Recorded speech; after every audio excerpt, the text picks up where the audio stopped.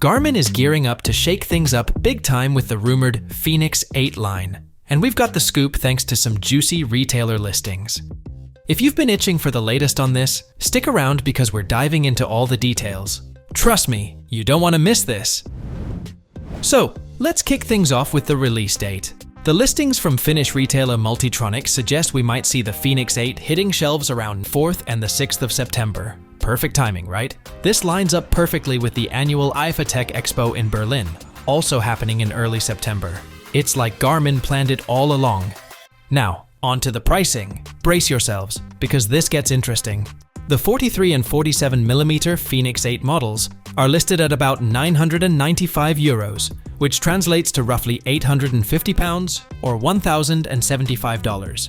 And for those of you eyeing the bigger 51mm version, you're looking at around €1,095, which is about £925 or $1,185.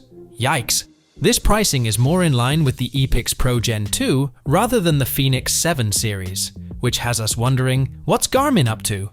There's some speculation that Garmin might still drop an updated Epix model that hasn't been leaked yet, but these price tags could mean we're seeing a blend of the Fenix and Epix lines.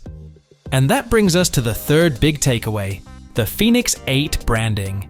The listings show 3 models, with the smallest size jumping from 42 to 43mm. But here's the kicker. There's a brand new 47mm Fenix 8e model in the mix. Priced at €797, around £675 or $860, this could be a more budget-friendly, memory and pixel version. Meanwhile, the other Fenix 8 models might sport the AMOLED displays we know and love from the Epix series. If you've been following the Fenix and Epix rumors like we have, this potential merge makes a lot of sense. Garmin might be streamlining their lineup, making it easier for us to choose the perfect watch. But remember, until Garmin makes an official announcement, everything is still up in the air.